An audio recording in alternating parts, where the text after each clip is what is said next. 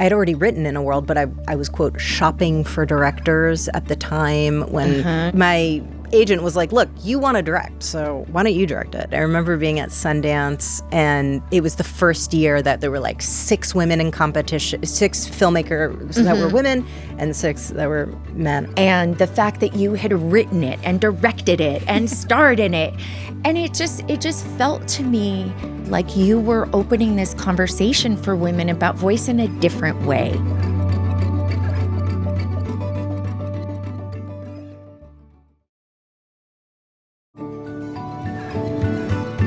Lake Bell, welcome to Reclaiming. Thank you. I'm so excited we got to make this happen. Yes. I'm going to have some tea. Me too. You ready? I know. Ready? Go. I'm so glad we're not chugging it, because I was nervous in that moment if we were chugging. And now I realize we were just sipping. We're sipping. We're sipping kind of gals today. Exactly. So I was thinking about, I think where we met, I think was at the Deconstructing Karen documentary premiere that you hosted. Yes. Right? Or co-hosted. Okay, you're right. I think that was like, I think we were doing the social media thing, but human to human. And I was so impressed by you, really impressed by you, I think, because I really work at trying to unpack some of my thoughts and actions and bias in race, and so desperately want to be someone who's doing and behaving and thinking in the right way, like the thinking leading to the action, if that makes sense. Yeah. And so I really appreciated how you were talking about, I think, your activism there. And I remember the feeling of like, oh, that's how I want to be. That's where I want my thinking to be. It's funny, I find more and more community that way, where I can find resonance in how we're moving through the gross hypocrisies and pains of what social and cultural structures are. So I find that if I even relate to someone and meet them for the first time, sometimes it just comes out naturally, or but immediately I can tell, like, okay, you are my people because you are conscientious, you're thoughtful, you want to do better because you recognize that it is so bad. Right. All of it. And I think that's a good way of putting it, because we can always do better. Right? We can always do better. I should say that Deconstructing Karen was a documentary about race, right? By Regina Jackson and Syra Rao. Right. Yeah. And it was about their is it a nonprofit?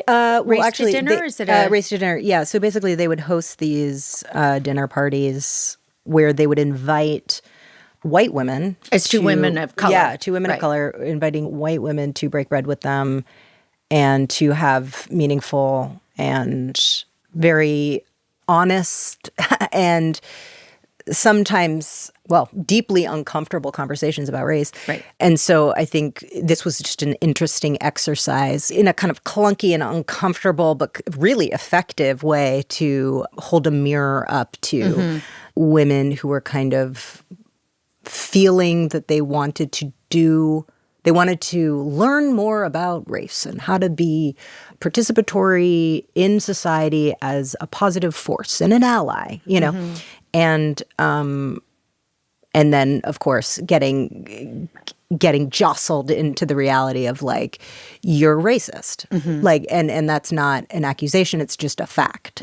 So I sort of appreciated what they were doing. I thought it was like all of these kinds of conversations, all this discomfort, which I think white women traditionally are very uncomfortable. It feels like an affront, the idea of discomfort. Whilst I am a white woman who also am guilty of all kinds of shit, and I think having that kind of accountability and, without self-righteousness of like, I'm doing it the right way and other people aren't, it's like all of that, that's all white supremacy, is all that shit is just folded into these systems and structures. And so I think I was like very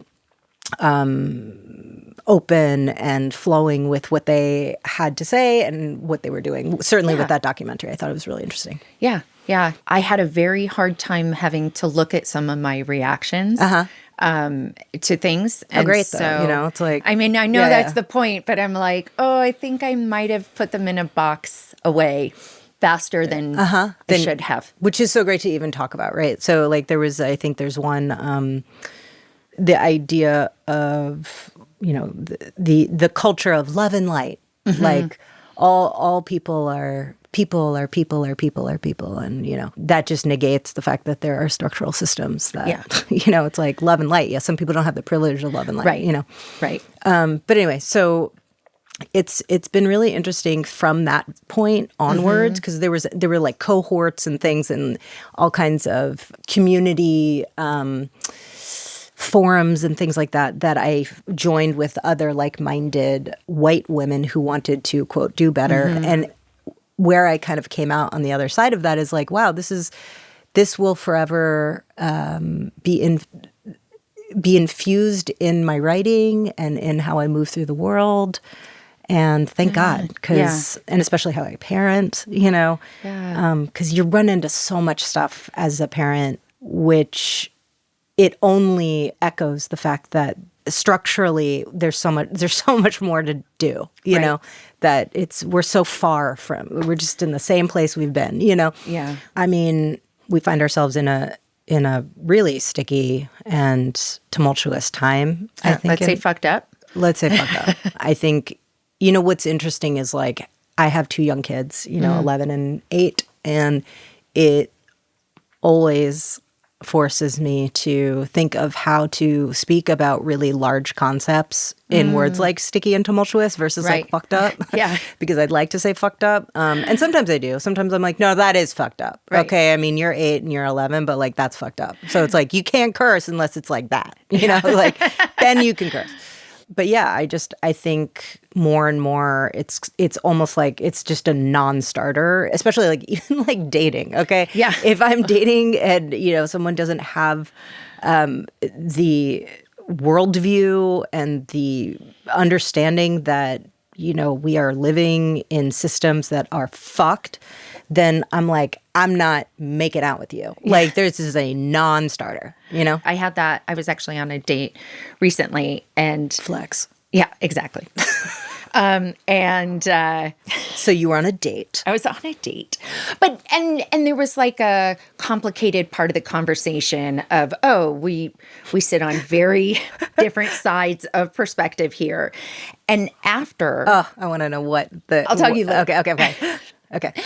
But after I was like, okay, is this a deal breaker for me? You know, sort of, there were all these other things that I was like, okay. That was working? Like, that were working for checkbox for a second date, right? Okay. And I was sort of like, okay. Because I love a heated debate, like, love that. Discourse. Yeah. But... I was like, intelligent discourse. Yeah. There's so many systems. I think what's so hard, or at least I find so fucking frustrating, is that I have a storybook idea of how change works. And it's like, there's an aha moment, there's enough awareness of people, and the thing changes. And the reality is so much more the swinging pendulum, you know, that it's like, okay, enough people and you get movement from where we were and we see change, but then it sort of goes back a bit. And it may not go back as far, although certain ways it feels like it's gone back farther now. But the change happens over time with a lot of movement back and forth? Or do you not feel like you're looking at me like, I'm not sure I agree with that? No, I'm hoping that's correct. I think that I'm thinking about how, I feel both always ever hopeful and ever disgruntled with the fact that I think I'm a little dark right now. I guess to be honest with you, I think I roll very optimistic, and I'm pissed. You know, I'm mad. I'm mad as hell. You know, and I feel like it only thrusts me further into activism and into being participatory in the things that I care about and surrounding myself with people of like mind. But then also really trying to open my brain and to find generosity of spirit to those who think differently than me. But man, it's hard. And when I think about change, I'm like, I think it's totally possible. But it just feels like there's such a gross amount of privilege that part of that privilege is not having to fight. Mm-hmm. Or the ability to turn away, even if it's for 5 minutes. Yeah. To go. Like when people say, "Oh God, I just had to turn the news off." Yeah. And I'm like, I'm that often. I understand. I mean, look, I've got a kid with epilepsy. I've got a kid who's, who struggles with mental wellness. And, we all have our private stories and storms under our own roofs that might cause us to say, you know what, I need to take a break from the news in this moment. But I really try to not do that. Wow. Out of just trying to honor the whatever. But good for me. I don't know. I just feel like it's more good for you because you're witnessing, and it's not like I don't feel like I witness, but I feel like I look away more than I would like to think I would. Does that make sense? Like the person I would like to think of myself as does not look away as much as I actually do. Right. And I mean, that's a lot of self-judgment there. But I think, you know what I mean? Like, I don't... Or self-awareness, Yeah. So, I mean, do you have ADHD? Is that what you were saying? Oh, yeah. Are we allowed to talk about that? Oh, yeah, of course. I mean, I self-diagnosed on Instagram. Of course. So, duh. A lot of people. I was like, oh, other people don't open their mail? Oh, my God. Yeah. Wow. Okay. I've been like chastising myself my entire life for what's wrong with me that I can't put shit away. I walk into the kitchen and all the drawers are, all the stuff is open. It's like, who did that? Except I'm the only one there. So it's... Well, no, I was just wondering because I think sometimes one of my dearest friends has ADHD and it's been fun to kind of talk to her about her sort of finding herself in that way and going, oh, thank God, I now understand why my brain and my daughter has ADHD. And there was something really interesting about the kind of, there's so much chatter, there's so much going on. Yeah. Right? Mm-hmm. That for your brain and perhaps your neurological makeup, that it would make sense that you actually do need to take pause from the noise and how loud the news is coming in at you. Yeah. You know what I'm saying? Like, let's go somewhere more positive. Okay. And now for something completely different. Just because I was thinking too, as getting ready to chat, and not just of how we met, and then reconnecting it. Uzo Aduba came on. So, and that, so we were talking about having all reconnected at Laura Brown's and Christina O'Neill's. Oh my God, that was fun. All the cool girls get fired. Yeah, it was. It was good. It was a good night. Yeah, I got fired.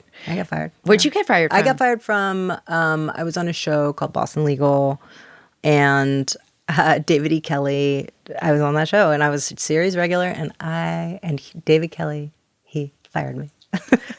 And it was like, I smile because I was kind of like, all right, I'm in the mix. Yeah. I got a story, and it was, oh my God, I was so heartbroken. But I also was like, the way that David E. Kelly, the way he writes, he's like a masterful writer. And he, he had written it in a way that kind of cued me that it was coming. Oh. Yeah. And so I was like, yeah, this adds up. I remember having like episodes where I'd have one line in the whole episode. And I was like, well, I guess I'll get my coat, because it would just, I could feel it coming. But I remember it was like indelible, that feeling of being fired. Yeah. Well, I think it's deep and primal. Like, get out of the group. It's leave rejection. the village. Yeah. Like, we don't like you anymore. I know. We don't want you anymore, And so I love what Laura did with that book. And I think it, everybody's got a story like that. Yeah. Yeah. But I realized that you kind of played, you were a part of. We'll just Okay. say that you wouldn't realize, you wouldn't have known that in 2013, your movie, In a World. In a World. Do the voice. In a World. Right. I saw it at a time when I was like in this place where I had already decided, like, okay, I'm going to try and go out and be a public person because there are no other options for me. All the things I was trying to do failed. And it was sort of that I was in that chrysalis moment, and unbeknownst to me, the steps I would take in like the next 6 months would help, change the course of my life. Yeah. And so because it was, literally and metaphorically about voice. Yeah. And the fact that you had written it and directed it and starred in it. And it just felt to me, like you were opening this conversation for women about voice in a different way. Mm-hmm. And so I'm not cool enough to know if it's a cult classic or not, but it should be. I think it is. Okay, good. I'm gonna everybody listening should rewatch it. But I do think that the movie definitely changed the course of my life. It was a feminist manifesto. It was like a total, I was like, if I can Trojan horse, real kind of feminist thought about the voice and how we sort of think of omniscient voice and how we think of voice of authority in this comedy, then perhaps I can move the needle in some small way. And yeah, it's interesting. That movie was my first sort of belief in myself too. So I had written and directed a short film that I brought to Sundance because I always wanted to direct, but I just thought, oh God, I'm not gonna. I had already written In a World, but I was, quote, shopping for directors at the time when my agent was like, look, you want to direct, so why don't you direct it? And I was like, I would never do that. I have never directed anything. I would never have the audacity. I know. I said, if I did like a short film first to try it out. And he's like, then write a short film and fucking do that. And so that's what I did. And I loved that push, you know? And I do think that it said something about not only just like, hey, take the reign. I mean, that was actually before a lot of people were the actors were taking on the kind of writing and directing and all that stuff. And especially, I think, women too. Right? Women particularly, yeah. So I felt that, and it felt good. I remember being at Sundance, and it was the first year that there were like 6 women in competition, 6 filmmakers that were women and 6 that were men or something like that. It was like half and half. And actually one of the people there was Ryan Coogler, who I'm still friends with. Oh, wow. Oh, huge fan. I know. Huge fan. I mean, I know. Right? Didn't he get the most? Most nominations. I know. It's fucking crazy. I'm so happy for him. I really love him, and I ended up doing like a small part in Wakanda Forever because it's like we've been in the same like Sundance class, and I remember being like on the set of Wakanda and just being like, dude, look at what you're doing. Like just remembering us in 2013 in the snow, That's adorable. I know, it was really cool. It's really sweet. Yeah. It's really sweet. There I have that a little bit with like TED Talk cohort, of sort TED of Talk that. Cohort, that same thing of like you're in the same class, right? Yeah. You're in a group of people going through like a bananas experience. Yes, like your younger self is like, what? Yes, Joey Soloway was also in that. I just saw Joey. Yeah, I guess it was October, but so same cohort, same little class. So it was really special. But they're very talented. And actually, Joey was on How to Make It in America, season 2, a show that I did for HBO.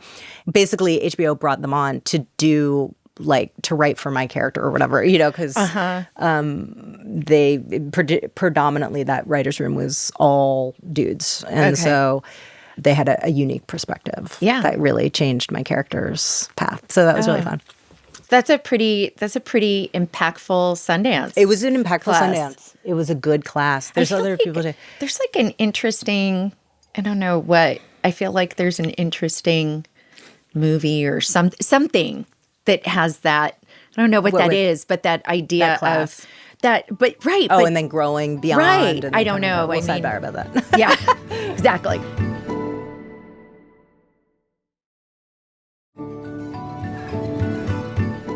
I am obsessed that you have a women's racing movie. that you want to do? Yes. So funny. Okay. just came from a pitch. Okay, because I feel like with F1 success, doesn't it even end with the Brad Pitt character going to the Baja 1000? Yeah. I can't believe you know about that. Yeah. So my father's in motorsport. So I grew up in the racing world. He was a real estate developer that was an avid collector and amateur racer and lover of the sport. And so he turned his real estate prowess to race car tracks. And he bought and restored and lovingly rebuilt the Virginia International Raceway, which is a historic track, really beautiful. And this is all elevations and S's. So it's not the American road course where you've got like the oval, which is no shade. It's just my dad is very obsessed with the European shape of road course. Okay. So, I didn't even know there was a difference. Yes. Okay. So, but you can envision it, right? Yeah. Like instead of those like ovals that you see in the NASCAR, then you think about like more of the racetracks that have all those like cool S's and circle, and then they straightaways and things like that, right? And elevations, so it's like you got to go up a hill and then down a hill. It's like very exciting. Okay.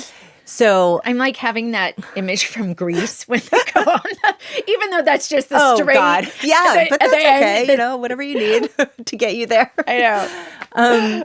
But I think it's funny. I ended up writing a car column for the Hollywood Reporter for a couple of years. Oh my God. I just do you remember what it was called? Test Drive with Blake Bell. So check it out. And were you already an actor at that point? Oh yeah. Okay. I mean, it's so funny. The story goes. My publicist came to me and said, I just knowing you, that Hollywood Reporter has been looking for an actress to do this column, and I think they went to Nicole Kidman, and she said no or something like that, and I was like, can I do it? Yeah. And I'm like, I'm no Nicole Kidman, but boy, do I know my cars.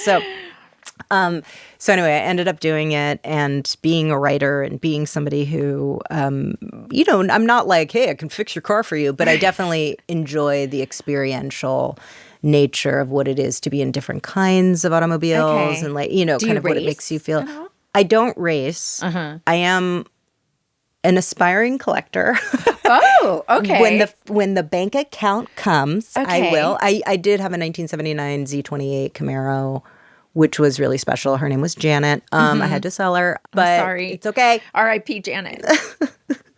But that's okay. I had Janet in my life, and now I get to, when I get the next job, I will have another thing.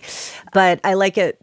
I like it for my children too, because I think that I also had a 1988 Land Cruiser, which is a beautiful shape. That shape is great. It's the boxy. That's what I wanted. I had a 79 CJ7 in high school that was green with a white top. And I had a Greenpeace sticker on it, and someone wrote "of shit" underneath mine. And that's okay. That's LA. That's growing up in LA. I guess so. But I loved those old Land Cruisers. Yeah, and that feeling, I feel like cars and women, I think, I feel that women are a great audience for a story in and around the car space. Because, I mean, me and my sisters, we grew up in the trenches of these race tracks and the pits, literally.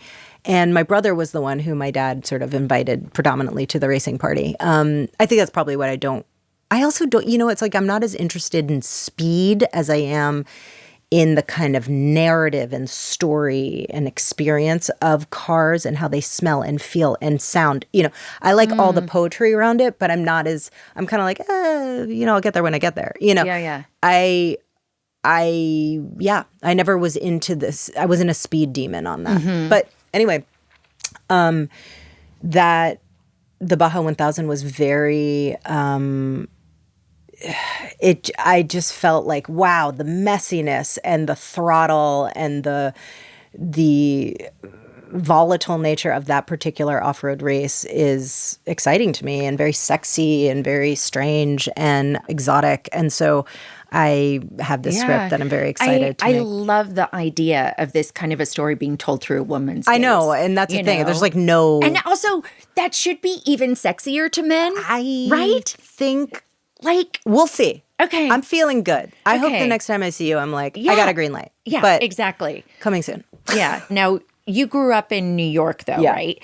And were you exposed to Broadway as a kid, and that's sort of where the bug bit you? My mom would take me to Broadway a lot. Okay. And so, it's so funny. I think I liked the feeling, the arrival, the kind of nerves and the excitement of live theater, but I was really pulled to filmic productions. And have you done theater? I've done a ton of theater. So I went to drama school in England. That's I studied in theater first before I came out to Hollywood. But because that was my mom's mandate. She said, if you want to be an actor, you have to go and study in England. Study in England. Okay. Oh, yeah. She was like, you got to go to drama school, conservatory. Yeah. And I was like, Mom, these are my hot years. I got to go to Hollywood. She's like, what? That's how I talked when I was a little girl.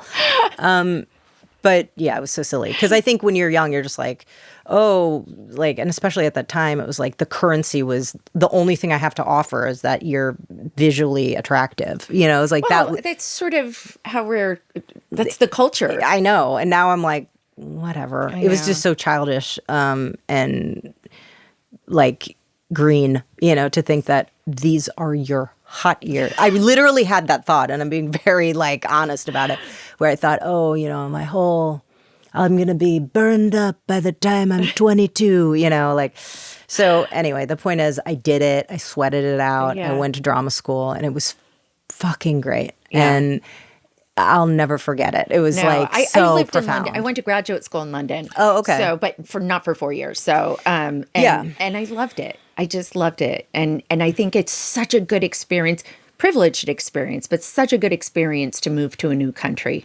You know, you really sort of you learn different aspects of yourself. Totally. And you see your country in a really different way, too. Totally, yeah. I remember that everyone at my college was like, they're like, oh my God, you're from New York. Yeah. They're like, is your dad part of the mob? And I was like, is he part of the what? They're like, the mob. And I was like, is that what so you're thinking the New York, like everyone's walking around eating bagels and they're part of the mob?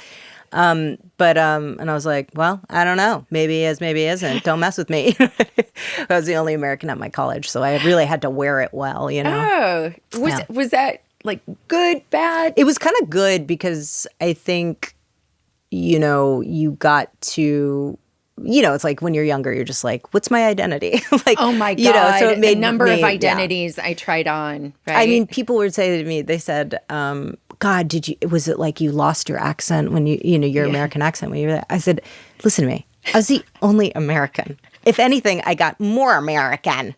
Like, I was like, hey, guys, what's up? I was just like, especially like drumming up the New York a little bit. Like, I really, I was like, hey, guys, I'm your, token New Yorker American. Yeah. But it's funny. My younger brother, like part of his job when we'd talk on the phone, when I was there, was like to make sure I was not getting the accent. Yeah, he's like, keep it real. Yeah, he's like, you're kind of getting that lilt at the end of the sentence. Yeah, which is on the weekend. What are you doing on the weekend? Yeah, they're like, all right. But yeah, I still spend a lot of time there. Do you go? Yes, yeah, because all my mates from college are there, and I will say this though, as an actor, it was a total bucket list to be able to go and make Man Up, which was I got to play a fully realized British character, improvising with Simon Pegg, and like really getting to live that out. And it was so fun going back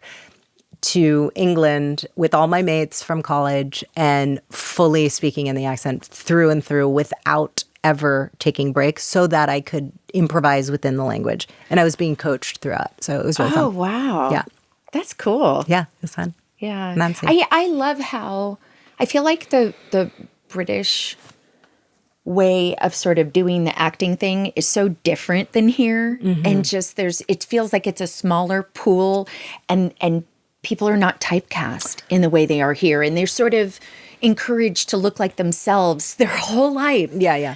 Well, in England, generally speaking, I just remember the largest difference was that, in families and just culturally, to be an actor is considered at the level of doctorship, right? Like if you're like, a family would be very proud. Oh, my child's studying acting, right. They're going to be an actor, as, or a doctor or whatever. It's like it's considered quite noble and quite. It's esteemed. Yeah, it's esteemed. For me also, it is very dear. I'm so psyched when I get to shoot there or work there, because then it's like I get to realize, play house and pretend that I live, I would move there in a heartbeat. But I have a family. Yes. I have my ex-husband and his life and my children. And you did 2 years of co-parenting. So we consciously uncoupled. Okay. And I'm very proud of it. Scott and I both are really proud of our relationship as, two grown-ups who love these children. We're the only people who have had this experience with these children. And we really honor and appreciate our relationship as co-parents. And I can still say I love you. Wow. And same. Okay. Yeah. Because it's family. Yeah. I mean, like, we're not going to be romantically together. Right. But I totally love him. Like, why would I not? We also, we had the privilege of really taking the time and energy and space to do it. I also think that I'm sure parents who are listening to this, if you have a child who has any kind of medical or neurological condition, you do have a bond with your co-parent. So we had gone through pretty significant trenches together with Nova's epilepsy, and my son had some difficulties at birth. So I think given that we went through those things together, I would feel like, this is my soldier in life. This is a comrade of mine, And I think he feels that way too. So all the bullshit that we had to kind of, get through, which is real too, the kind of complexity of what it is to dismantle a marriage into a new shape of family, that, it's still, it took work, but it's like, and we still go to therapy every 2 weeks.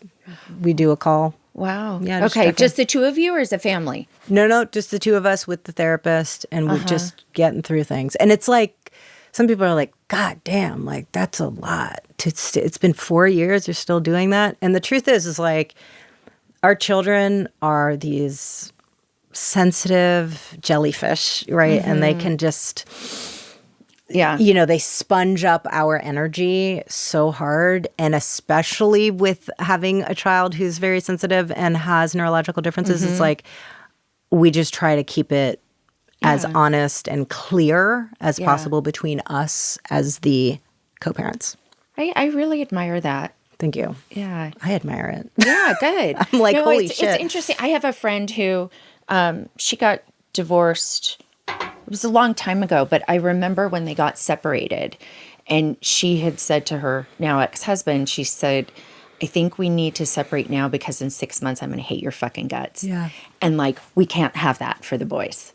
Sort of a thing. And I was really impressed by that. She's now a therapist. But she's now a therapist? Yeah. Oh, good for her. Yeah. So I was like, okay, that insight is there. But it was a really, that was just very eye-opening to me. I do want to say that I recognize that it is not possible for everyone to do that. Right. Like, and certain circumstances. Yeah.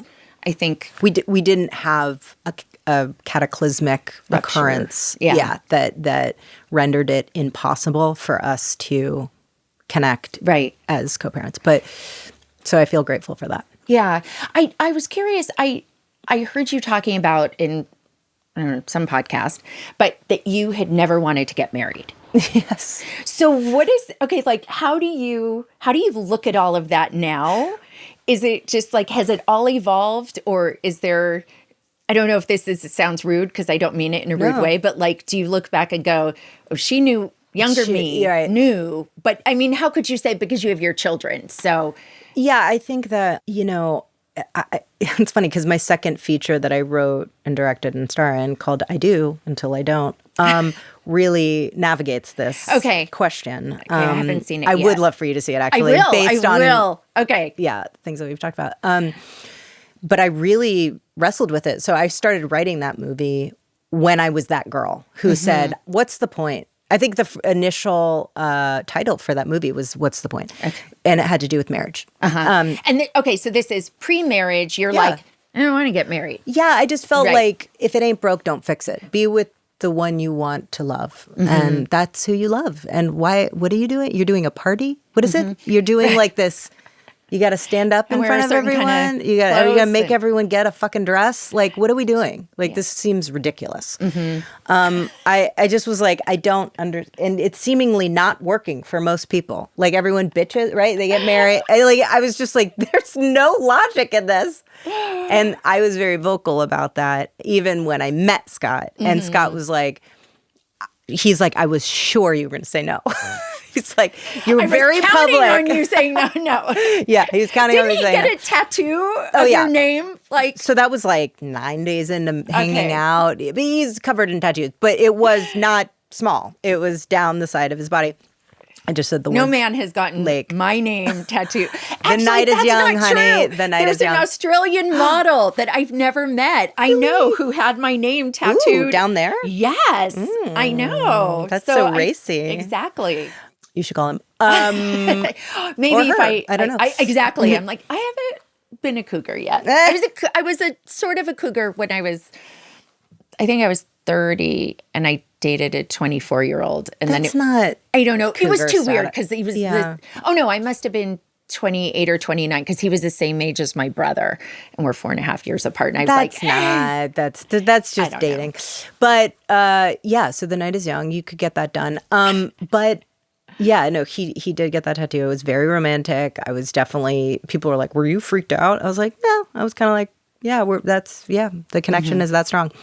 And I just remember if I ever were to get married, I would need somebody to kind of throw me over their shoulder a little bit about it and be like, they have conviction about it. And what a life experience. Let's do it. Fuck it. And Scott was very like, let's just jump off the cliff. That's his vibe. So I'm very grateful for the experience. I ended up doing the big party and the whole thing. And the truth is I just love party. I like throwing a party. So I was like, all right, let's do this. But I'd never dreamed I never had the thing where it was like, you dress up your doll in the wedding dress. I'm that girl. You did? I joke. I came out of the womb like wanting in a veil and a bridal dress. Like I remember being a kid. I must have been 3 because we were in the Presidio and I got as a gift this box. It was like, I think every girl has gotten this. Maybe you didn't get it. What? But it's like a bridal box when you're a kid. And it's this like, polyester bridal gown with a veil and these little, the whole point, the little plastic high heels. Ooh, oh yeah. Those high heels I had, but I think it was more like a princess vibes. Okay, so mine was a wedding, like bride vibe. And you were like, this is me. Yeah.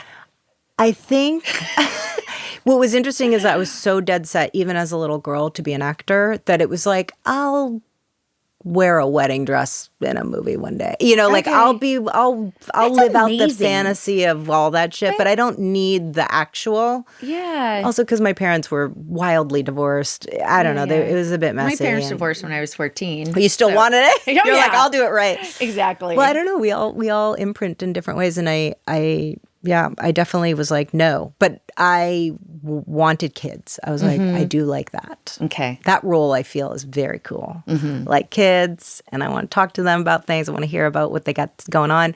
I mean, my kids are so funny too. Scott and I have an ongoing kind of notes, shared notes where we send each other just great quotes. One of the funny ones from Ozzy recently was, Dad, do I have a father? And he's like, oh, okay. Like he didn't realize with that word what. Right. Because that's, but so he had to ask his dad whether he had a father. That's amazing. But yeah, I think they're ever existential. They're ever philosophical. Yeah. It's just like having a really cool kind of like high friend, with you. And you're like, yeah, man, I don't know. Like. Well, they just see things. I think that I think they see things. I don't have kids, but I'm very close to my niece and nephew, and they are 10 and 8. And so it's like, I remember Ozzy being like, I just feel so happy. I almost want to like touch an eye. I was like, Yeah, I get it. Like, why not just touch an eye? Yeah. Like, I don't know why that resonates, but you're just like, oh no, it's just the kinds of things. My niece made me a little book with a whole long story, and the end of it is, now you know what love is. I mean, like, come on. I know. Come the fuck on. And my nephew was like, I'm writing a movie and there's a character and you're playing Gemstone Woman. Yeah. And these are this. And because I'm obsessed with crystals and he knows that. And like. So you're a gemstone. Yeah. I was Gemstone Woman. Oh my God. I can't wait to see this movie. But it's so interesting to just see, I think, when before they've been calcified by culture in this different way, right? And they just kind of living from their heart and their soul and that expression. Yeah. They just see so much that we take for granted or have forgotten or ignore. Well, that's why I love what I do I really love my job for that reason. I feel like I play in the sandbox of that kind of creativity and wild imagination a lot. And I think,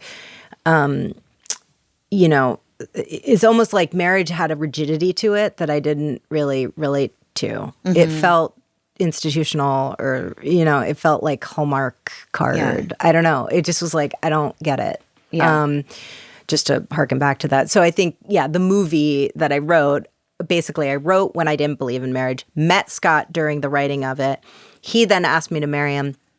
And then as I was doing post on the movie, our marriage was dissipating. Yeah. So it was like, and struggling. So it was just like this wild. Did you think at any point about sort of like somehow adding a meta thread?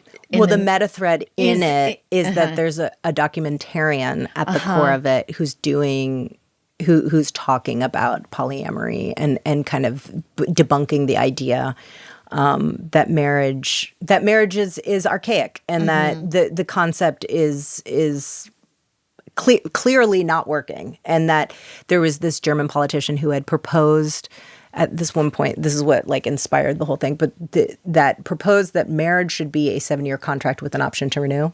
Yeah. And I thought that was pretty sober. And made a lot of sense. Agree. Yeah.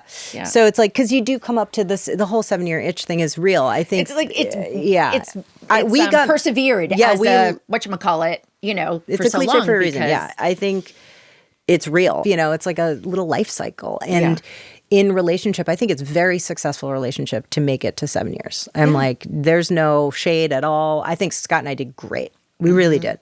Like, we have 2 great kids. And I think of that marriage as a success. So that's good. Yeah, that's great. Do you know what I mean? Like, I'm not gonna be like, we failed. I'm like, God damn, I didn't even think I was gonna get married. Right. But when I think about future, I don't think I would get. But then again, I'm also wise enough to know that I can't know. Right. But I don't go, oh my God, I can't wait to get married again. But I would like to be in partnership again. That's really fun. All right. That's good. How do you talk about marriage to Nova and Ozzy? So this is wild. So they, we never used the word divorce around them. Okay. So we just were like, interesting. That's really interesting. Yeah, it's got a lot of, it's fraught, right? Like it's got some heavy, there's like something karmically too, like, I don't know. So energetically, we did not use it. I know it's very hippie of us. Anyway, the point is we, by the way, we're freaking hippie, okay? We went to the conscious uncut. We have a guru, okay? Whatever. Point is, like, and I love all that shit. Even though I'm from Manhattan, like, whatever. But I like reality, but I'm also into spirituality. And we said to them, basically, so mom and dad got married, had you guys, and we did it. We did it. So we did marriage. And now, we never use the word but, and now we have 2 houses, and mom and dad are forever mom and dad, obviously. And we have 2 houses now. So mom and dad are friends and family forever. So all of us, we're forever family. We are not married. Yeah. They're like, but we want you to be married. Like, they would say like, well, it would be better if you were in the same house. I mean, did you ever think of us? And I was like, thank you. Yeah. Thank you. Did you ever think of us? Yeah. I remember her saying that and being like, my God. I was like, so we only thought of you? Yeah, it's almost fair to say. Yeah. and mom and dad are really happy and loving as mom and dad forever and forever family. And now we get to have two houses and we get to be forever family in this shape. But yeah, they totally give me guff sometimes. They just be like, we don't like it. Like, we want one house, and we were thinking about it and we think this is bullshit, we changed it. Yeah, like, return this. You just never even thought of it, And all of that, I just go, thank you so much for saying that, because that's a hard thing to kind of, I try not to get into my own head of like, I ruined their life. Yeah. We go more to the space of thank you. Gosh, that what you just told me there, that's a big thing to say. So I'm interested in, tell me more about what made you feel that and where did that come from? But thank you, because that's hard. You just brought that up. Does it feel sticky? Does it feel uncomfortable? Like, and they're like, well, I just feel like, if we were both in the same house, we would all hang out more and we all and I was like, that is a really good point. Should we do family dinner on Sunday this week? Just stuff like that. And we do that. We do holidays together. We, if we have a special partnership with a new person, we fold that in. Okay. Yeah. Has that felt complicated or? No, it's like, it can be really, really special. I mean, I, once again, never really envisioned marriage, but I did like the idea of big family. And so I do like the idea of, I hope and pray and want to put out into the universe that my family only gets bigger. And if that means Scott is with someone who, I won't speak to his personal life, but if he's with someone who has kids, I'm like, great, I get more kids, and I get a sister, It's like, that's how I look at it. Yeah. And it would be hard if I didn't, if chemistry-wise, I didn't get along with that person. But so far in our life, in our 4 years together being divorced people, it's been good. Yeah. Energetically. Oh, that's amazing. Yeah. I think it's really impressive. It's fun. I think it's like, I do feel, I know I'm lucky. I know that. Scott and I talk about it all the time because. But here's what I think is both interesting and important is that when my parents got divorced, there was one narrative around divorce. It was it was going to be bad. The question was, how bad was it going to be for each family? Like there was no, our parents, like, I don't know, did things together or whatever that looks like. Did they ever, did they remarry and everything? They both remarried, and both my step-parents had, impactful roles in my life. My stepdad was a lot older than my mom, and he passed away. But, he was... Did they have kids, too, that they brought into the fold? So my stepdad, because he was older, his kids, like his oldest kid was my mom's age. Oh, so, yeah. Yeah, I hear like that. My stepfather's kids, yeah. Yeah, older. So it was it was that. So we definitely, there was more family there. And then my dad and stepmom did not have more kids. So. Right. Yeah, and I think it can be really fruitful. I mean, I come from a family that have steps, original marriage. We call it the original marriage. Depends what perspective you're coming from. But yeah, so it's like I have full brothers, I have half sisters, I have stepbrothers, and then my mom got married again. And it's like, okay, I guess he's got some sons, but it's more like just like, like family members. I don't know. Yeah. And I think that, especially as a writer, as a creative, I'm like, let's get some personality. Yeah. I'm like, I'm taking notes, I think it's great. So but I think the point is that it's really important to be able to see, like, I'm fascinated listening to you and hearing that this is possible for people. It's totally possible. I also think that for kids, at least for my kids, and certainly how I was raised, which was definitely a messier divorce. However, I did have to become well-adjusted. I am I think, very well adjusted with humans. I can read humans really well. I can read a room because I was in a lot of rooms with a lot of different kinds of humans and people that were considered very important. So like, this is your stepmother. This is your stepmother's brother and his wife. And then this, and this is your step grandparents. And here's your stepfather and his, it's like, there's a lot of people. Yeah. And you're all of a sudden like taking notes on there's a lot of ways to live. Yeah. And there's a lot of ways to be. Yeah. Yeah. I think I remembered because there were a handful of families that had gotten divorced. We weren't the first, but it was early. And I remember one of my friends whose parents had divorced, she said, "It's great. You get double the presents at the holidays." And I was like, oh, okay. But, but divorce, it was very hard for me. So my kids only get they get the same, what? They get, because we do Christmas together. And so they just get one. That's the only problem if your parents get along. Well, I have a feeling they're not going to actually listen to this podcast. So they're not going to listen to it, yeah. So it's okay. They don't know what they're missing. Yeah. They won't know what they're missing.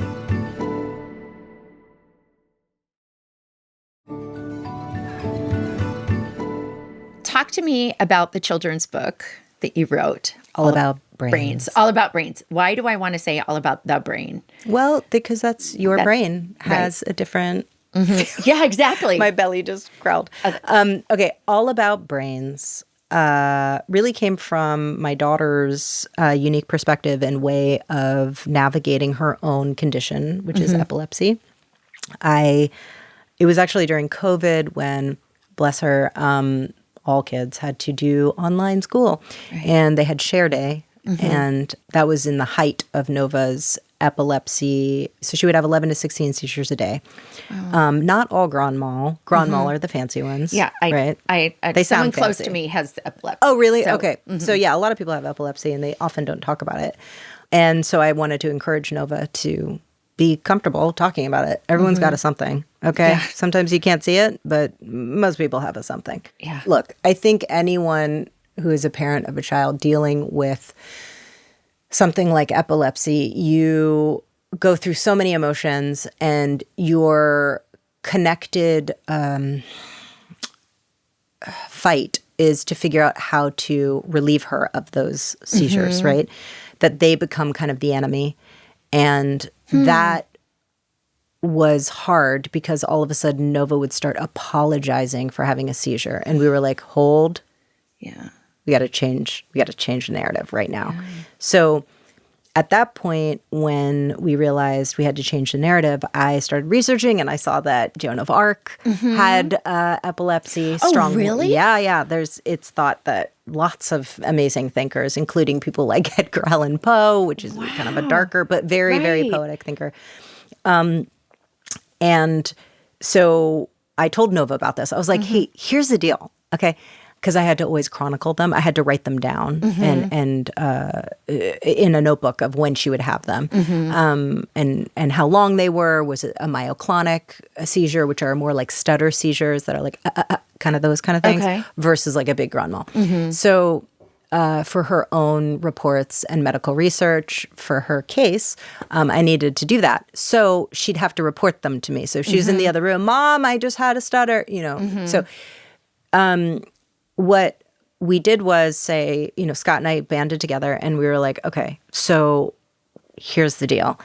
When a lot of these really great thinkers, like Joan of Arc, basically, she's like a warrior child, okay, that like saved all her people. She's like a girl, but she like threw on all this like amazing armor and had a horse and a sword. And I didn't talk about the burning at the stake part, but I was like, this is a wonderful, like kind of warrior princess, for you to think about, like you. And then all these other really smart thinkers, these poets and scientists and all these people had epilepsy. So when you are having a seizure, that is you firing on all cylinders. Let me know when you're feeling extra sparkly and extra smart. Will you let me know when that happens? Because I want to see. And so then she was like, oh, okay. So then she would have one and be like, Mom, smile. I just had one. I was like, okay, are you feeling like like you've got some good thoughts today? Yeah, I can see that. Okay, cool. Let me write it down. Was it a stutter one? Okay, cool. You know, and I was like, was it like double stutter or like one stutter? Oh, okay. Okay, double stutter. Okay, I see you. You know, so then we turned it into fun, and we turned it into this is just you, and this is part of like you're just really smart, and just let me know when you're feeling particularly smart. And so that's what happened. It started to turn into that, and then she felt lighter. You know, and during rolling back to COVID, so when she was doing Share Day in COVID, they were all on Zoom. And the Epilepsy Foundation has a really cool thing where you get these little buttons for advocacy and for education. And during Share Day, I said to her, I was like, do you want to get one of the advocacy buttons or like an education button? Because like maybe you could share. I don't know. And she was like, oh, you know, a little nervous. She was probably around like 6 years old. Oh. And she said, okay. So they said, Nova, what's your share? And she goes, I have a share that's not a thing, but I have epilepsy. And everyone said, you know, the other kid, first of all, I love the teacher because the teacher didn't say anything. She let it play out. The kids went, what's epilepsy? And she's like, it's kind of like I have like sparkles in my brain, like electrical charges that like misfire. And then it causes seizures. And they were like, what seizures? You know, and it was like the most beautiful organic conversation about something that feels so scary and taboo. And Nova just peer-to-peer explained to them really thoughtfully, really kind of accurately about what her experience is and what they are. And completely demystified it, normalized it, humanized it. And they were like, cool, who's next? You know, I have a dinosaur that farts. You know, it was like moving on, you know. And that was such an inspiring interaction that I was like, oh, there's something to that. I would love for Nova to have had a book that kind of just was peer-to-peer discussion without like, this bunny's different. Like, what if it's just kids who are like, oh, I have dyslexia, which I do have. Or, you know, the big scary word, epilepsy. So what is it? Yeah, and seizures. Ooh, that sounds scary. It is kind of scary sometimes, you know. And just trying to be... pull stigma off. Yeah, just stigma off and like just get in the room with it. Like, let's just be really clear. Yeah. And give them the benefit of understanding complex ideas. Yeah. I mean, I think in time, I wonder if neurodiversity is actually a word that might go away because it's just going to be understood. Everything is a spectrum. Yeah. You know, I think in that same way that we go with sexuality and gender and it's like, well, what is your neurodiversity versus and we're like, okay, where are you? Who's this person who's right here that we say you're neurodiverse, and this person who's right here? Like, what is that line? You know, I mean, I think they're just because I see it in all the different ways that neurodiverse people are in my world. No two are the same. You know, I mean, and so then in that way, it's, you know, I think it's like leveling, right? Like, I don't feel, I feel like, you know, we have a lot of language for it now and categories and all these things. But I think all of us kind of walk through our life and our existence with some thread of neurological uniqueness, you know? And I just try to explain that to my kids because I feel that. But I also... You know, I think that some are more extreme than others, where it gets in the way of you walking through normal social and cultural function. I understand that. And then other times it's like, that's your superpower. And so we just, you know, Nova's epilepsy has been totally kind of her origin story, her superpower, you know, because she is sparkly, she is magic. She does have electrical charges in her brain that make her particularly a profound poet and writer and creative thinker and drawer. I mean, it's special, you know? Yeah. And it's funny because she has such a complex, sensitive brain that's, you know, in the caverns of neuroses and anxiety. And then her best friend is autistic, who is like, they're perfectly matched because her best friend is totally mom-plussed because she's like, I don't like that spaghetti. you know, and I was like, oh my God, you know, like, do you want another one? Is that okay? She's like, no, I just don't want it. Yeah. And, you know, it's like the most wonderful yin and yang. And I'm like, this is where neurodiversity is like truly remarkable. And they are two peas in a pod because they can complement each other. Right. I want to talk about the chair company, but before we pivot, I love what an incredible reframer you are. I don't know if that's like just natural to you or therapy or all the things or whatever, but it's just, I feel like just even sitting here in this conversation, it's both magical and meaningful. Thank you. I appreciate that. I like the reframe. I do work hard. I think it's like, as we spoke in the beginning, the optimism, right? It's like trying to not be sort of unrealistic, but also being like, all right, well, how can we frame that? Well, I think I mean, it's interesting. I think it is that. It's not accepting the status quo. Right. You know, it's an act of it can protest. be better. But it could be better. It doesn't, just because this is how people have always talked about something doesn't mean it has to be how we always talk about it moving forward. Totally. And I think as an artist, you are constantly thinking, you know, just even thinking about like, who am I going to be with? How am I going to take on this, you know, next chapter of life? You know, what does that person have to look like? What kind of, you know, what do I need? What's the list of things that right? That becomes also within a structure and within a system. And I'm like, ugh, no, reframe. You don't know what it looks like, you know, and being comfortable in a little bit of ambiguity, because I definitely like control. Yeah. I like it. Oh, but me too. Okay. Tell me what you were loving about the chair company.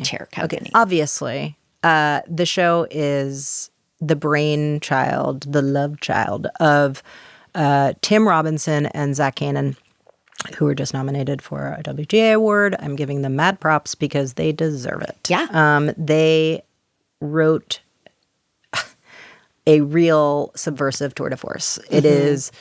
it's a dark comedy. It is a dark comedy, and it is very... It's funny. It's like, I've done so much comedy in my life, and usually there's this like...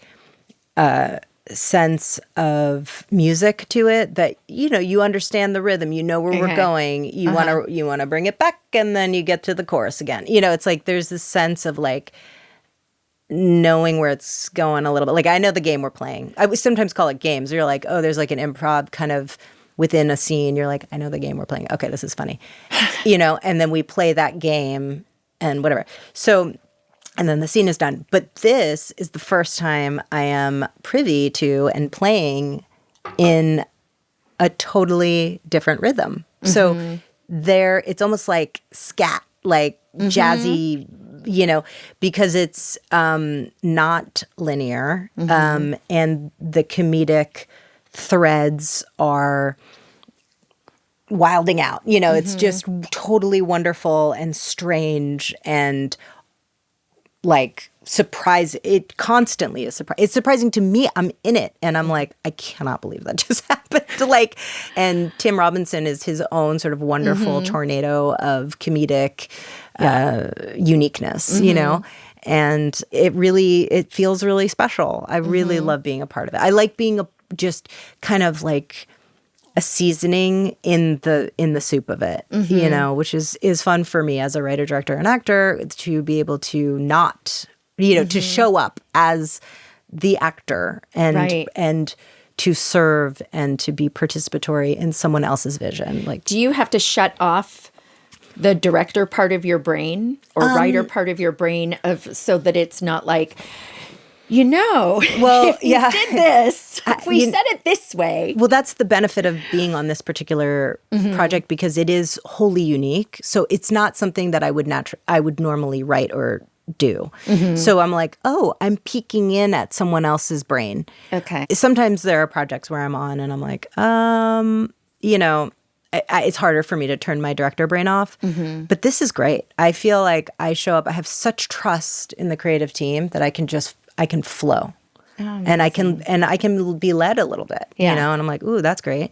I mean, that's how I learned to be a director, was to be on other people's sets and how they function, you know? And then you kind of sponge up all this information and I'm like, oh, interesting. But I always, when I'm on set, especially this one, for instance, the DP, Ashley, is just, she's just like a tour de force. She's just amazing. So I'm like, oh, I'm going to put her in my Rolodex, you know, for my future. Yeah. Oh, that's great. That's exciting. I'm looking forward to watching it. It's wild. It's a nervous comedy. It is paranoid. It's playing into something that I think we all have a little bit, which is this couldn't be the way. Is this really like our government systems? You know, it's like there's a little bit of like, there's got to be something behind the scene. What's really going on? It's playing into that a little bit, like this zeitgeist of feeling that there must be something else.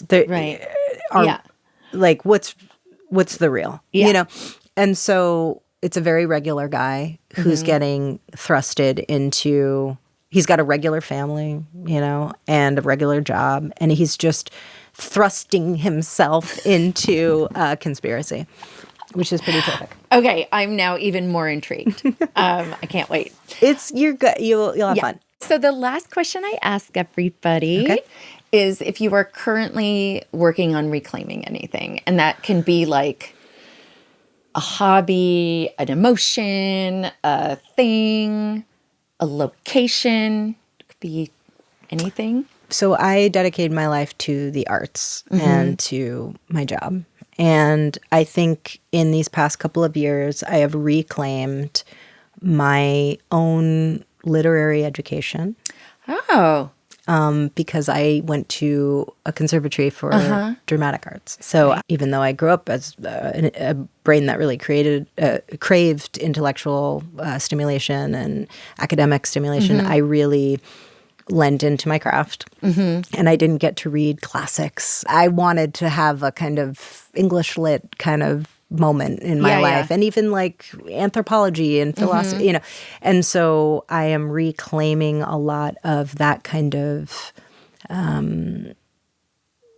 education, that educational kind of itch scratching, as it were. But I get that, you know, just this sort of what you lost and missed out on having gone a different direction. Yes. Yeah, I love that. That's a good one. So I'm reading books that we haven't had that one yet. Really? So, I've given myself like little itineraries, but not, you know, without too much force. But it's almost like a book, like Lake's book club for Lake, you know, like with Lake and Lake. So just trying to really ingest and pour over beautiful literary